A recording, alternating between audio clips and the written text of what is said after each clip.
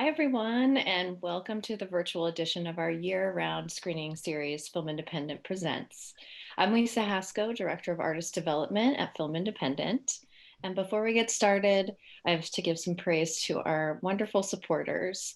So thank you to our incredible lead sponsor, the Hollywood Foreign Press Association, and our screening partners, Vision Media, and our media partner, the Los Angeles Times.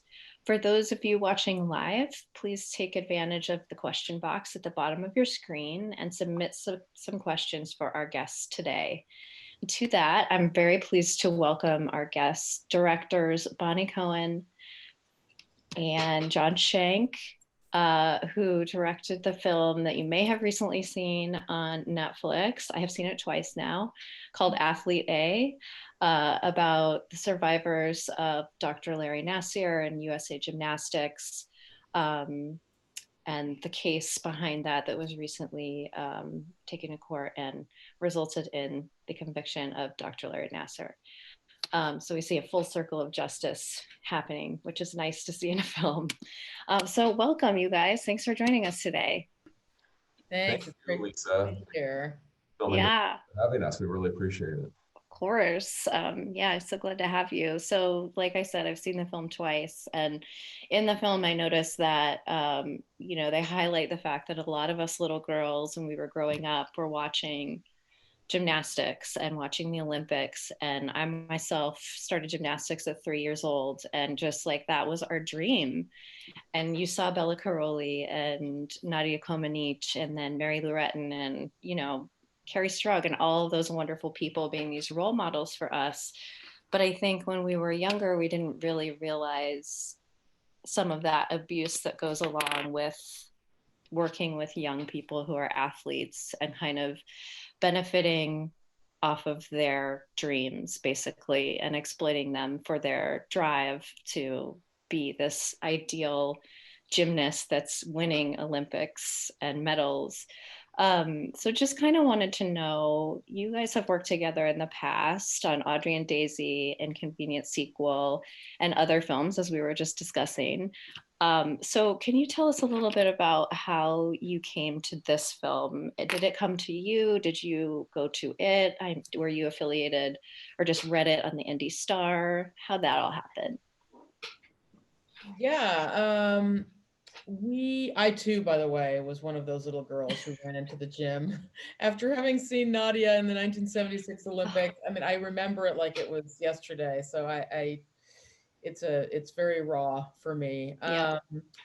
We actually obviously knew about the Nassar story. It was in the news. But this was brought to us by Jennifer Say, who's in the film and one of the film's producers, who was the 1986 U.S. champion in gymnastics and had written a book called Chalked Up in 2008 about all the psychological and physical abuse inside the sport that she suffered at the hand of, that really kind of was sort of brushed under the rug for decades. And she had seen Audrey and Daisy. She had seen a number of our films, and she brought through Julie Bonello, another one of our producers on the film. The two of them sort of came together with this package and brought it to Jon and me and asked if we were interested in thinking about how to sort of look at the idea of the kind of systemic institutional abuses that seem to have been going on for decades inside of this sport, and looking at how that might have kind of laid a path for someone like Nassar to succeed. And Jon and I really thought that was an interesting take, not to just look at the Nassar case alone, but to sort of see it as part of this larger system of abuse that spanned back decades.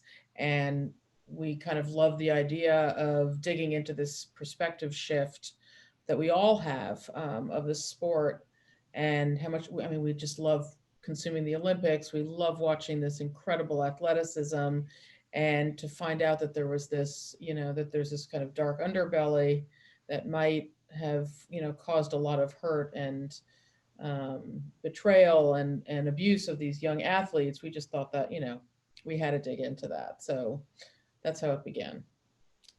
Thank you to that the writer Jennifer Say. For her book and for bringing this to light. And I can't imagine how difficult, but I'm glad she found Julie, and then you with your sensitivity and the way you make films, especially Audrey and Daisy, for example. I think that you guys were the perfect team to take it on.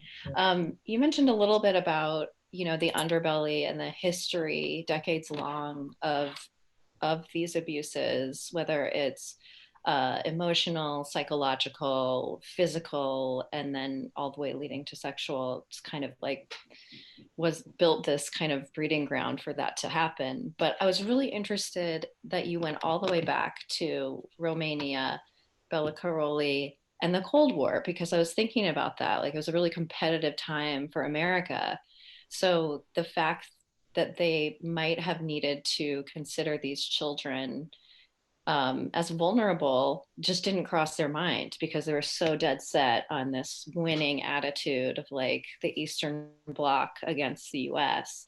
I thought that was super interesting. So did you uncover that as you were going, or did you kind of already know that that was there?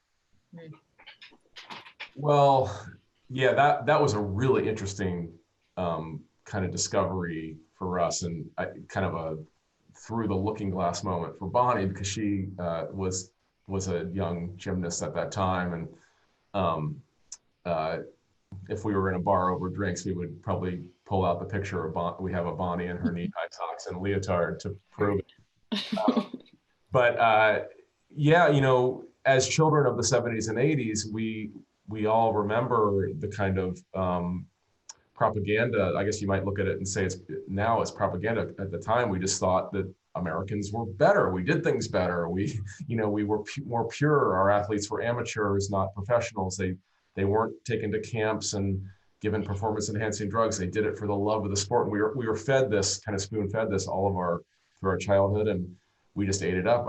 The Olympics have an incredible brand, and I think the Americans always sort of thought we were the best at everything, and including how we treat our athletes. So it was really just very important for us to have the audience have that kind of epiphany as well. And of course, it's not without fact. I mean, there's a direct line going all the way back to the 70s, actually even into the 60s, as the sport became, kind of moved from being sort of a grown woman's sport to a sport for little girls. After Olga Korbut and Nadia Comaneci proved, supposedly proved that they were better. The little girl's body was sort of better at those tricks, so to speak. And then really the other shoe that dropped is that that we figured out, and of course we didn't figure it out, but we discovered by reading other more smarter journalists and authors who came before us, is that in the 80s, the gloves really came off in the U.S. and money did enter the sport, and it became quite heavily sponsored by the biggest of American companies, like Coke and McDonald's and those kinds of things. And really, at that point, the governing body of USA Gymnastics really became more about the financial success of their federation than it did about training little girls to be women and better people. They were more focused on the financial success, and they hired marketing experts to do it. They didn't hire experts in child development or child physical development or mental development. So in a way, it became kind of inevitable that this happened, that this kind of atmosphere where children, as you said, were kind of ignored, for other purposes. Mm-hmm. And when all of this started coming to light, it seems like that.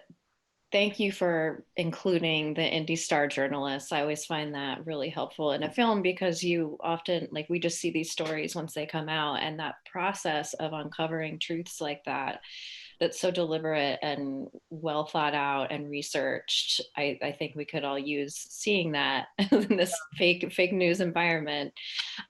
So really appreciated that. And it seems like it started being uncovered, one, because of Jennifer Say, and then Maggie and Rachel and the other women that decided to come forward. But so their relationship was directly to the Indy Star, was who they were reporting to, and law enforcement, correct? And then how did you start interacting with those women and make contact with the Indie Star saying, we're doing a documentary about this, will you trust us? Well, yeah, that's a big question. It's a great question. And we, like you, were really felt committed to, at a time when journalism has been just under huge attack and funds are not being made available for investigative teams to continue to do their work. We just saw the Indie Star piece of this as just critical to the story. The combination, what we wanted to do was kind of create on screen the combination of things that had to go right in order for this guy to be taken down. I mean, it seemed crazy that it would take so much, considering the crimes he was committing. But nonetheless, the fact was that the Indie Star reporters had been working on a story in Georgia about USA Gymnastics and their policy around reporting sexual abuse inside of the USA Gymnastics Federation, and it was in response to that article that these women started noticing and coming forward. Rachel Denhollander, as you see in the film, she read the article and she thought, this might be a good time. There's a little crack here. There's a truth that's being told that is not exactly the same, but it's related to what happened to me. And I see an opportunity here. And Jamie Dancher, who was working with John Manley, the attorney in Southern California, that John Manley saw the article and he saw an opportunity. And then the same thing happened with Jessica Howard, these three women who didn't know each other. They all came together. And the reporting that was done by this team was just, a class act. They're not the New York Times, they're not the Washington Post, they're a smaller paper in Indianapolis, but they stuck with this and they followed their noses and they started to expose greater and greater truths around the story. So for film anyway, it was kind of the perfect combination of things. We had these incredibly brave women survivors who were coming forward with their stories against all odds.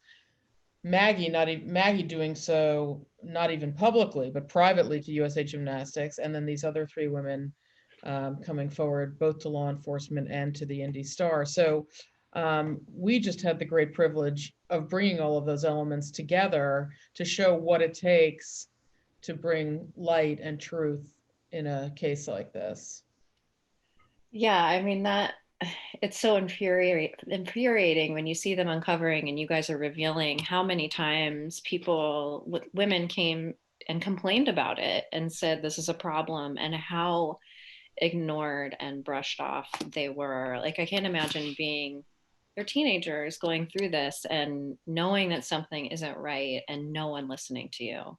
It's just, like you say, it takes all of that energy to try and unearth these things, which is so problematic. I mean, you have 26 women accusing President of the United States of abuse and nothing happens. And then it's from, large scale all the way to small scale. So in this process, do you feel like there was ever a chance that Dr. Nasser was ever not going to be convicted? Because you had all the background, you've talked to, the law enforcement that were working on the case, the lawyers, you knew all the survivors were there to stand up and give their testimony. So were you confident going in that it was kind of a sealed deal, or was there certain unknowns that you thought that he could potentially get out of it? Well, by the time we got involved in the summer of 17, Nasser was in custody. He had not been convicted and he had not been sentenced, which was really the most important thing, was that sentencing hearing where Angela Popolitis, the prosecutor in Michigan, who's just a brilliant legal mind, pushed this idea that they would give the Nasser team throw them some bones in exchange for the allowance of any survivor that could speak at his sentencing hearing, more than one sentencing hearing. But it ended up being several weeks because survivors kept coming out of the woodwork as it was happening on television, which was just one of the coolest, kind of Me Too moments that has happened in the last few years. Um, but your question actually raises a kind of a bigger sort of zoomed out question, which is that, could Nasser have gotten away with it? Well, he did. He did. Yeah. We met Nasser survivors that go back well into the 90s.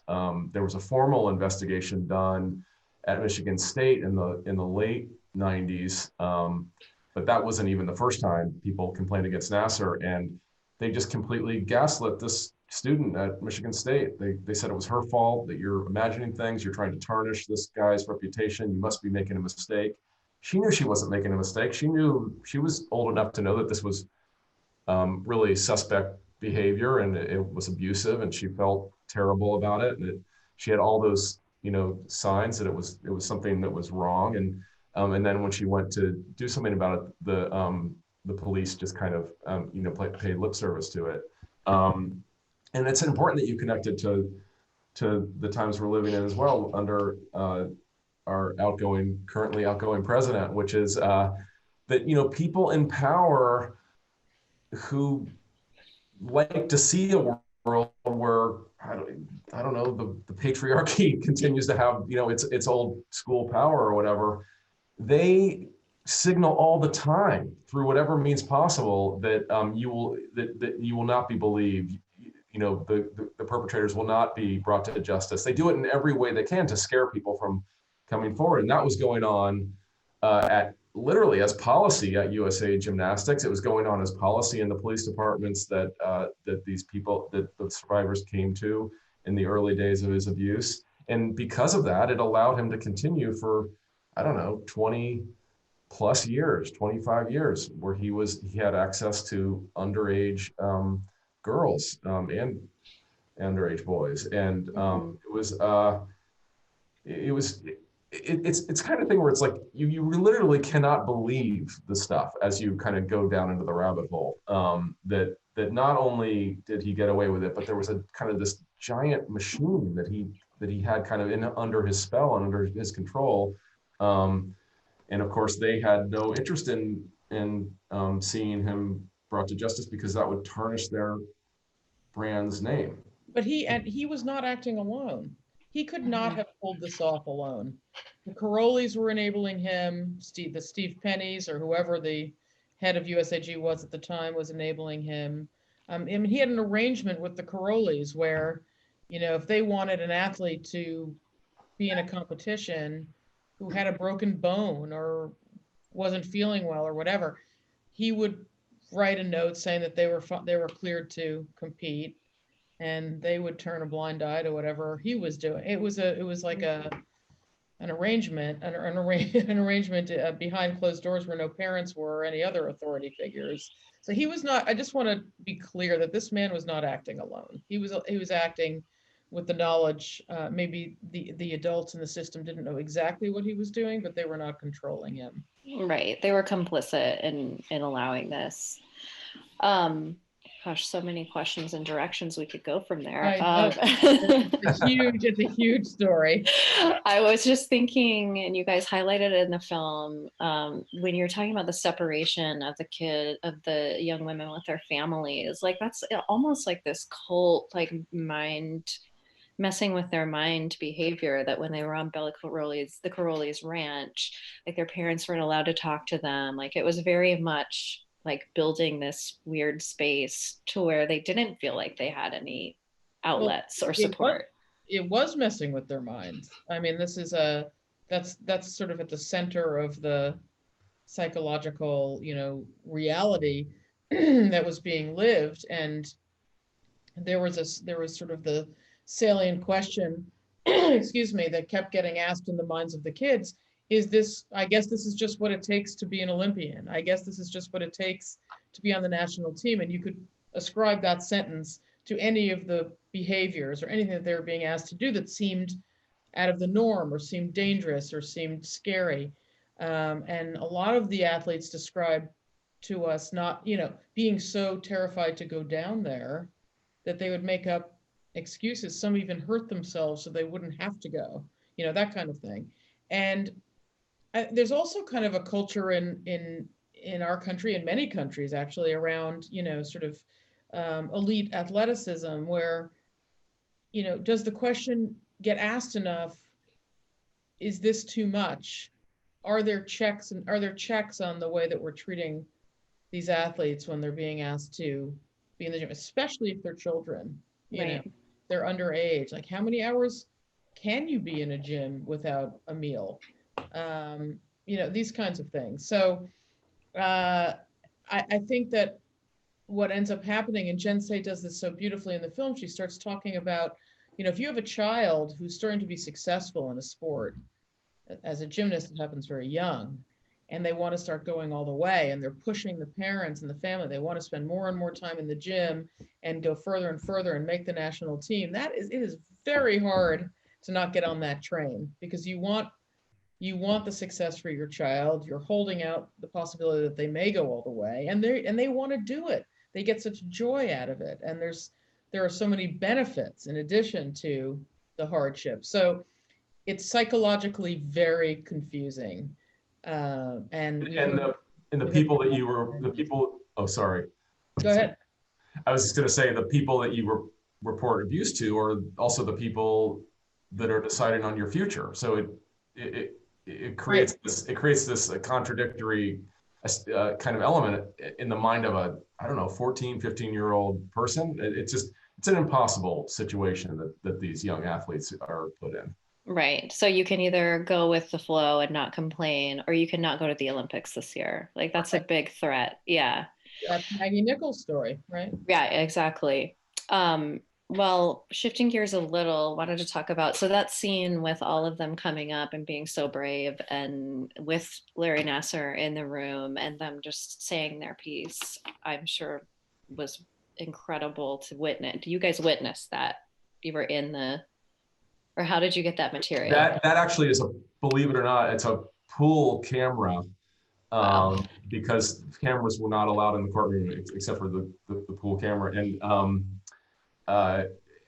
you're actually several people have mentioned that, like, what was it like to be there? And I have to give our hats off to our editor, Don Bernier, who took this footage that was, I don't know, relatively, it was courtroom footage. It wasn't the most cinematic footage in the world, or there was nothing brilliant about it, except for that it was witnessing this incredible event. And fortunately, the pool people did have this great idea of having several cameras, so there were great angles in the room. But Don helped us shape that in just this incredibly dynamic way, and really made you feel. It gives you the feeling that you're really there.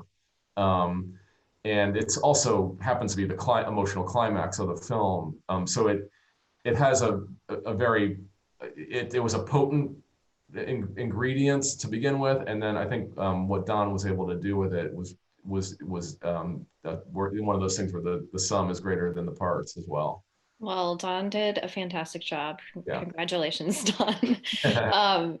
And thinking about that, so it's really empowering for other women and men to see this and see, along with the Me Too movement, people coming and saying and speaking out.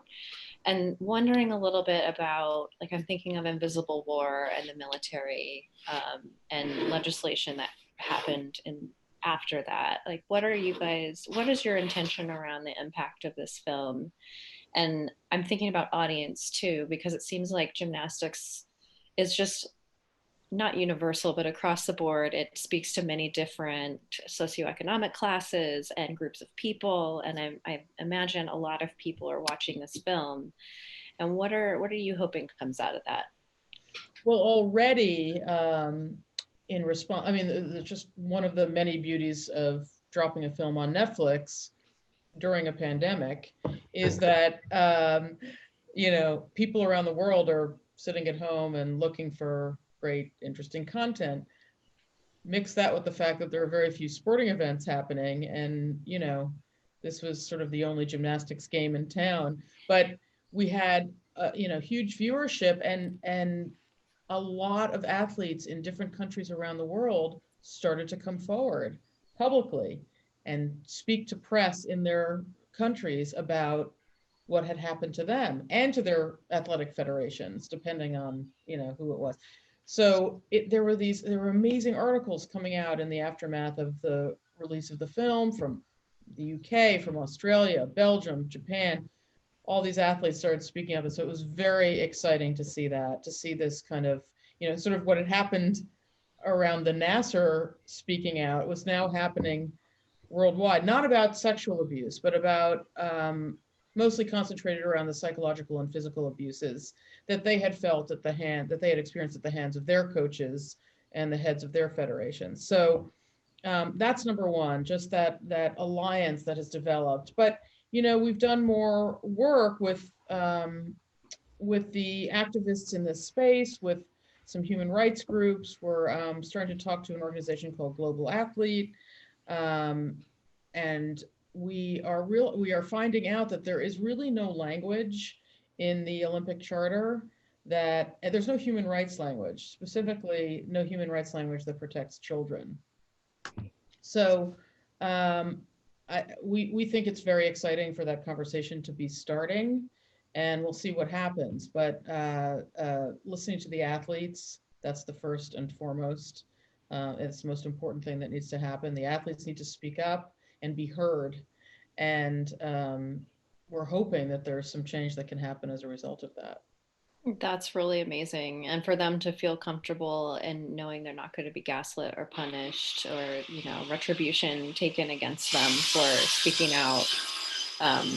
Yeah, that's amazing. Glad to hear that. Was wondering about Penny's prosecution. Do you have an update for us as to where that is? Or I know that obviously USA Gymnastics did not want to comment. The Carolis did not want to comment. So what's happening with USAG now?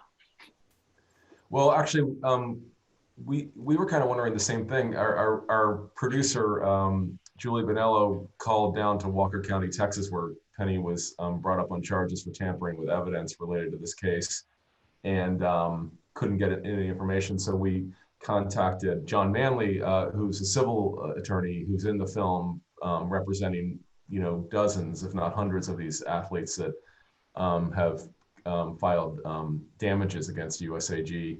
And it actually, it seems that the Penny thing fell into a little bit of a COVID hole. There is an aggressive judge down there who does want to have a day in court with Penny to arraign him, but it's apparently been on hold these past few months because of COVID. The USAG in general, of course, has still not settled the civil case. That's expected to happen sometime in the future. And the Justice Department has an ongoing open investigation into what happened at the U.S. Olympic Committee, USA Gymnastics, and with the FBI's kind of failure to act on information they had for months and months about the original case that Maggie Nichols brought to USAG's attention. So there's a number of loose ends, again, you got to wonder, what's going on with this case. It seems obvious to us as storytellers, like, wait a minute, like you have all these people standing up in our country, around the world, in almost every sport involved in the elite movement of Olympic sports, and they're kind of demanding change, and yet very little kind of in the system of elite sports and U.S. Olympic Committee has really changed. So it's something that Bonni mentioned. We're working with activist organizations that have been working on this actually before this film, of course. And we hope the film can be fuel for that movement, a way to kind of communicate to mass audiences and get the word out. And we've set up a number of events, and we're doing lots of exciting online, kind of town halls and panels discussions to work towards that end. So it's an ongoing story that's unfolding. I wonder if there's a second film involved that goes on to look at the wider changes that need to happen and talking about those coalitions that have been working towards those goals. Oh, there's so much work to be done. Yeah. Really. Yeah. I mean, I think you guys pointed it out earlier, like we don't think of the Olympics as it's about money at the end of the day, like getting the Olympics to come to your city, like your team being the best. And I think that we on the outside forget that. And so it might be easy for people to overlook that there are these serious abuses happening with the athletes. Well, it's coming to LA. Yep. Soon enough. Yeah. So maybe there's some work to be done in Los Angeles Maybe there's some protests that can happen. in the Just run-up. throwing it out there. Yeah, yeah, for sure. Yeah. There's definitely the thought that it is coming to the U.S. In Mhm. 28 and LA specifically, which has the potential to have a huge media focus on this. And Bonnie and my hunch is that something has happened in Olympic sports. There is a threshold that's been crossed where I think your average Americans are starting to be more aware of these kind of power dynamic issues. When we started making this film in 2017, the phrase systemic abuse and systemic abuses might have been in the vocabulary, but now of course we've heard it a gazillion times. And if you look at the elite movement through that lens, it is another example of a system that has basic structure and policy problems that need to be addressed. And I think Americans have woken up to that concept in a big way. And I would be really surprised if there's not some kind of major new focus when the Olympic comes to our country 8 years from now. It's happening fast, and 8 years is a lifetime, obviously. Mhm. And we need to keep up the pressure. But I think the genie's out of the bottle on this. Well, congratulations on Athlete A being part of that journey. I think it's perfect timing and a perfect time for us to focus on that, on the human rights aspect of it all. I'm going to move on to questions because it seems like we have quite a few.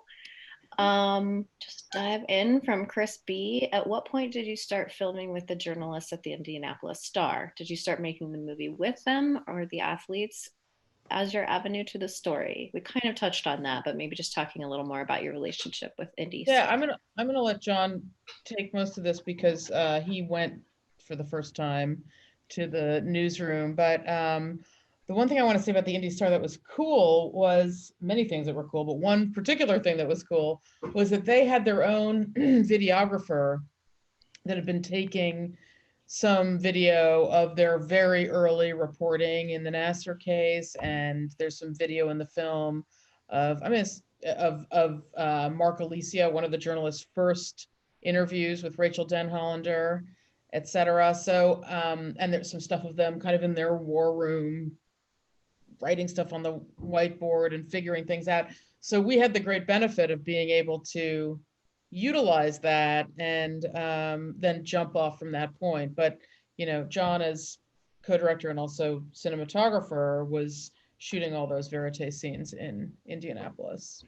We started, to answer your question, we started in late summer, I think of 17 was our first trip to Indy. But like Bonnie said, it's a little hard to tell in the film where their footage ends and our footage begins. It's woven together. The story has multiple timelines. It's got this historical timeline, which we talked about earlier. It's got the Indy Star timeline, which begins kind of in 2016 when they picked up the story and did their first big article about USA Gymnastics.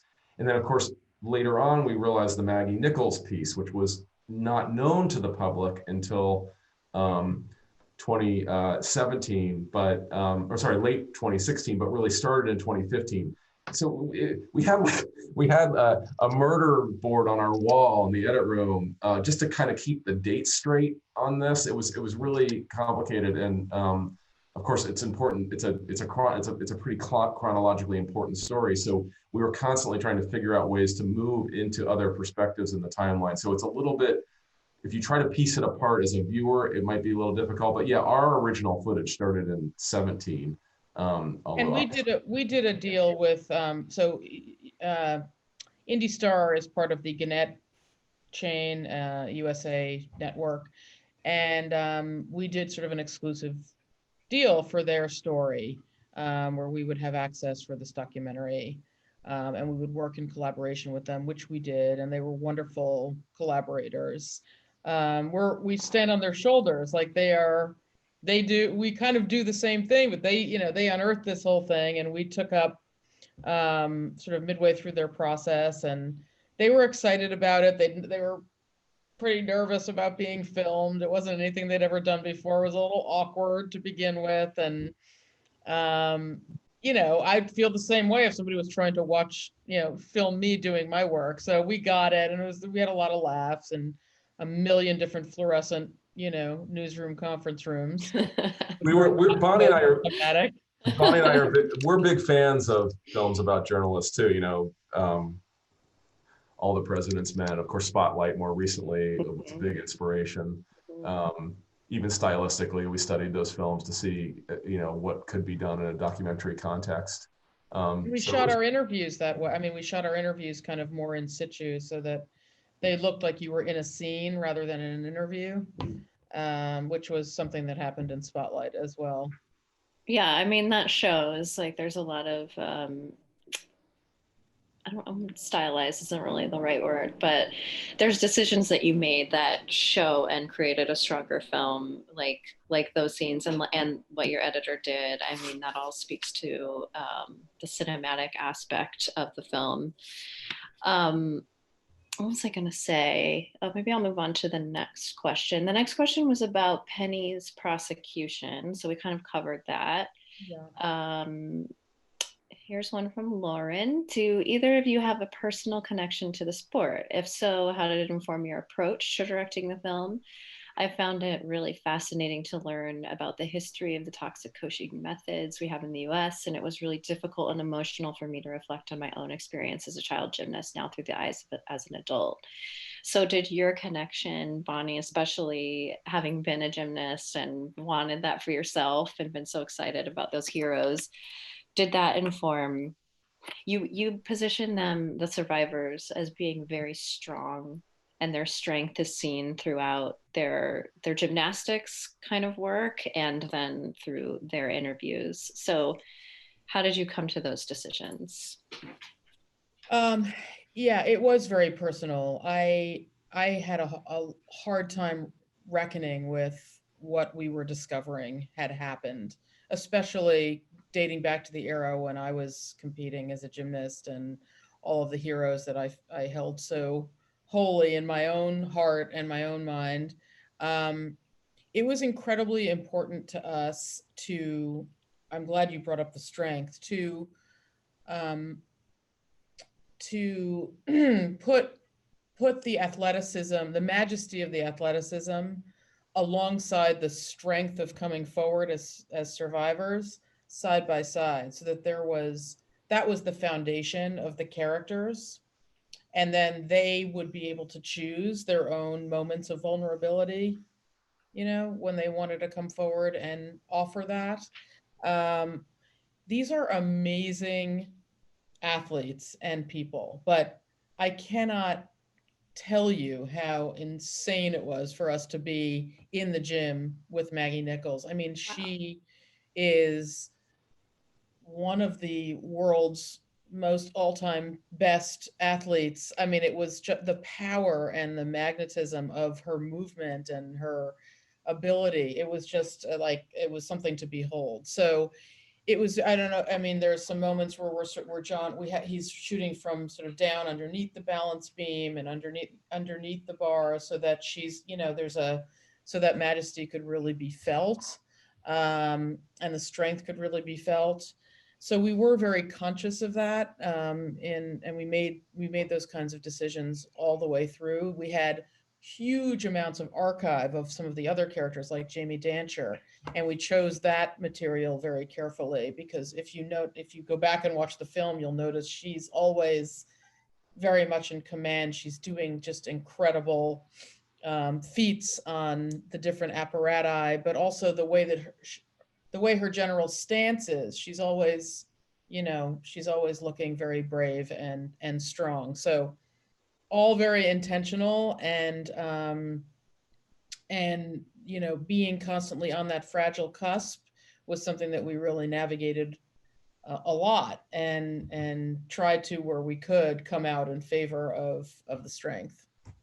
I love that you thought about giving them their own vulnerability and not trying to cause the vulnerability to happen. Like, it became their own, which is empowering for them. Yes. John, great job on the cinematography. Those shots in the gym are truly beautiful. I loved watching them.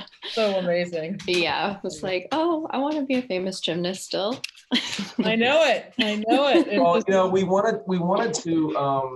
we really wanted to celebrate. I mean, it sounds kind of odd because the film has such a concentration on this crime, the sexual assault crime that was committed. But we wanted to celebrate gymnastics. We're big fans of it. It really is.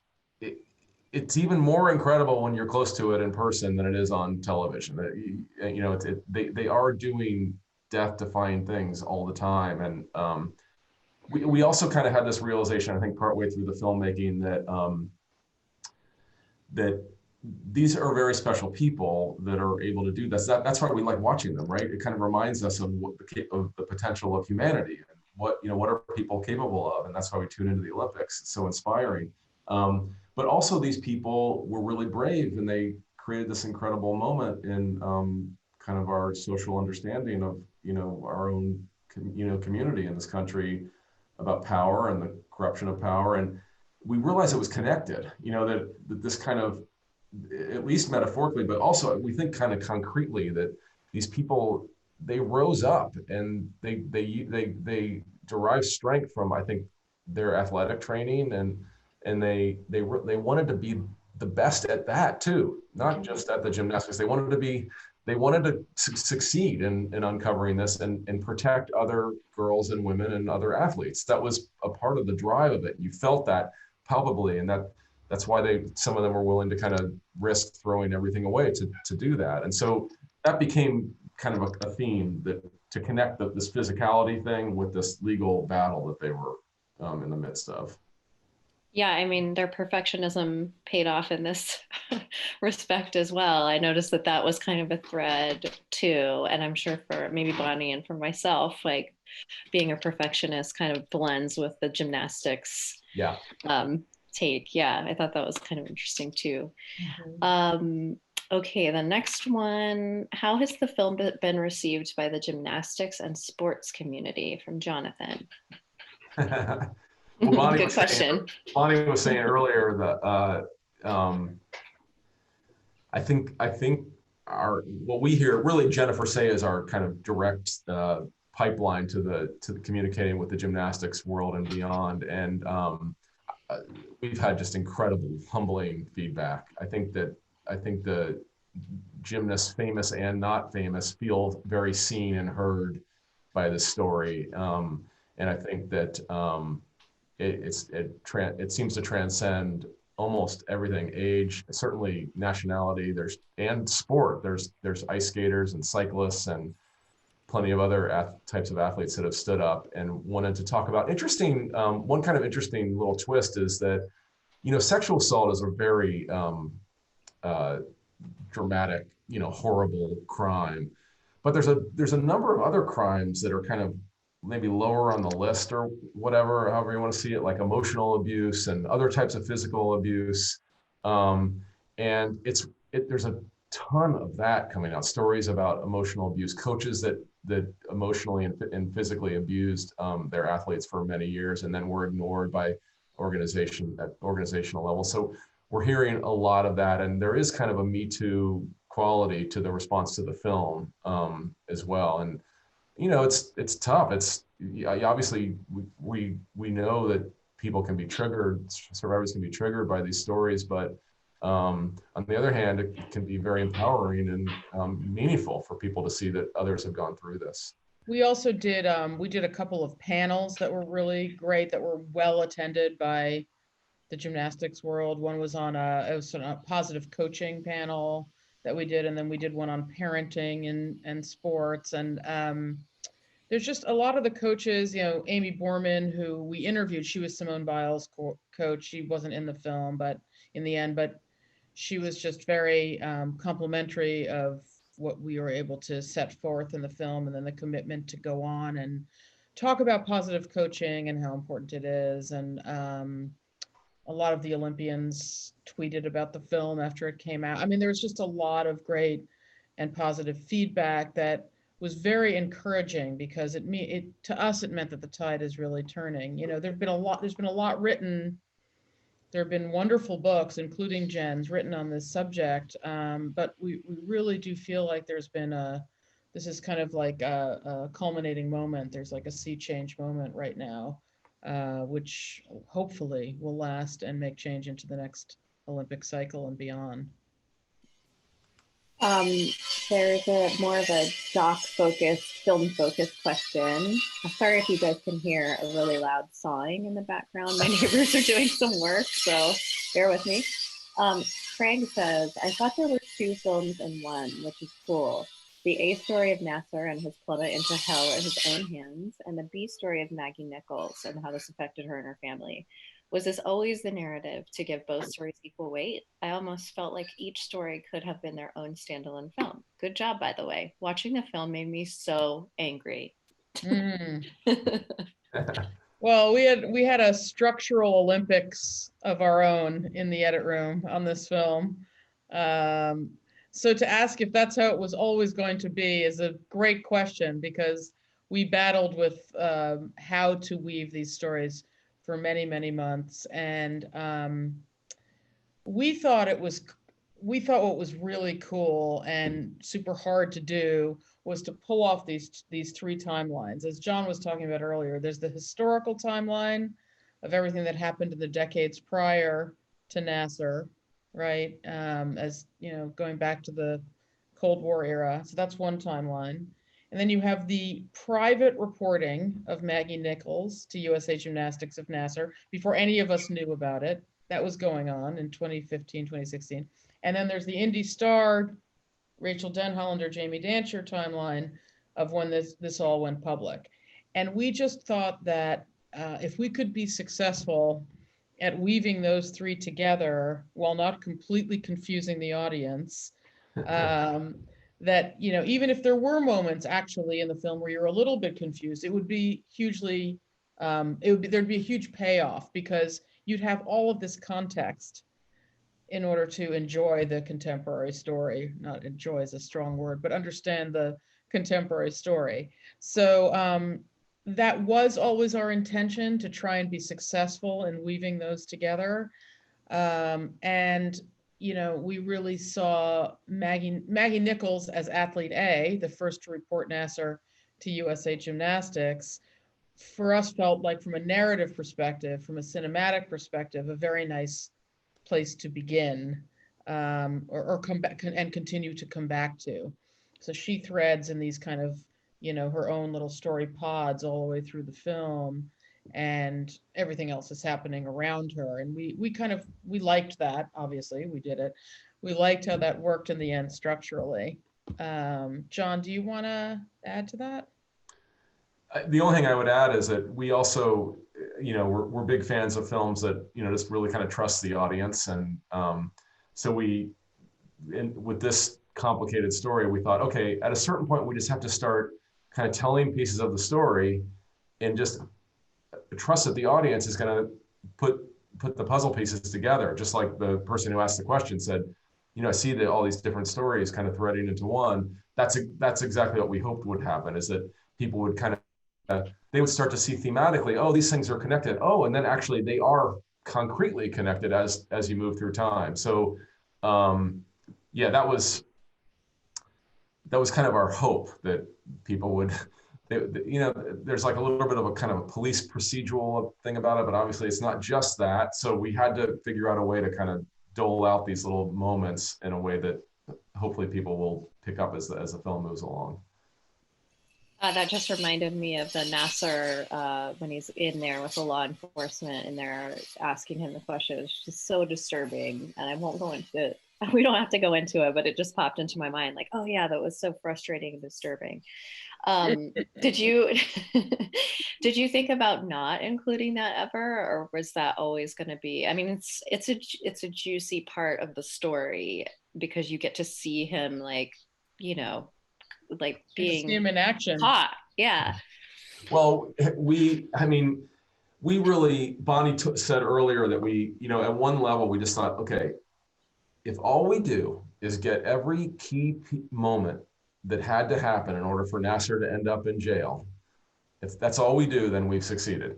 And so one of the key moments was that this time when Rachel Denhollander read that Indy Star article and went to the police, she got a really experienced female police detective who really understood survivors and had been through training, understood what it was like to be a survivor, understood what perpetrators do, to groom and gaslight their victims. And so we just love that piece of footage because it's a clinic in what police should do to a perpetrator in a case of sexual assault. And having done Audrey and Daisy, we have footage from the police department in that town where Daisy was assaulted, where the police are doing literally the exact opposite. Yeah. Opposite, and not to say that all men cops are bad, because of course there's a lot of great male cops, but the fact that this was a woman who knew how to handle it and knew how to handle Nasser and was not going to take his, kind of BS. she was awesome. He just kind of drove right through that. And we thought that was just as a piece of cinema was an amazing piece of footage, just to watch her character develop there. Yeah, that's totally true. She was amazing. She wasn't letting him get away with anything that he said. Oh, such a jerk. No more attention to him. Moving on. Yeah, exactly. I think this is a good way to close out. Although I do want to know what you guys are doing next, so maybe we can close out with that. But this is a good final question. Found the film heartbreaking and inspiring. Have you kept in touch with the main subjects, both the journalists and the athletes, since filming ended? That's from Kelly. Yeah, yes, we have. We've tried to continue the collaboration and include them in a lot of the online events around the film. It was a little sad not to be in person together with everyone from the film. That's such a moment when you've made a film, obviously, and everybody gets to see the audience reaction and feel their impact. But we've tried to do a lot of online work, panels and Q&As and things. And so we've continued to connect with the journalists and with the athletes. And we've done a bunch of stuff with Maggie and her parents and Jamie and Rachel, of course. And we're continuing to do more. So that's been really gratifying that they really feel like the film is very strong and they want to continue to be involved in it and associated with it. And that's what all we can wish for. Yeah. I mean, it seems like, I can't speak for them, but from the outside looking in, it seems like this could have been a really healing journey for them to be able to be seen and heard and see things, justice actually being served, which is amazing and something that I appreciated about your story, among so many other things. But so to wrap it up, what are you working on next currently? I know you're doing still a lot of work with Athlete A, but can you tell us any tidbits? Gosh. Is there anything we're allowed to talk about, Bonni? Finish it short. That's true. We do have that's good one. We have a short film actually called Lead Me Home that Netflix has picked up that we're very excited about. It's a short film, but it was a long time making for almost 4 years now, three plus years. We've been working on a film about the homelessness crisis, and it's kind of it's a little bit of a sort of an art film type documentary where the goal was to kind of show the scale of what we're dealing with homelessness, but also to personalize it. And so it's sort of for us, a very unusual film where we did a lot of filming to show scale. And then we did really intense filming with about 15 or so folks who are experiencing homelessness on the West Coast. It's a very emotional, intense film, and it was a very emotionally intense process. So that hopefully will hit the streaming airwaves early next year. That's great. Congratulations. I mean, that opens up a whole nother line of questioning about working with Netflix and short films, because I know they've been doing that more, but but we don't have time for that today. I feel like we could have a whole couple hour session with Bonni and Jon. We can buckle in for a hour sesh. That film, by the way, is co-directed. Bonni produced it, and it was co-directed by myself and Pedro Cos, who is a longtime collaborator and Film Independent Fellow from yes, Fast Track. That's right. That's right.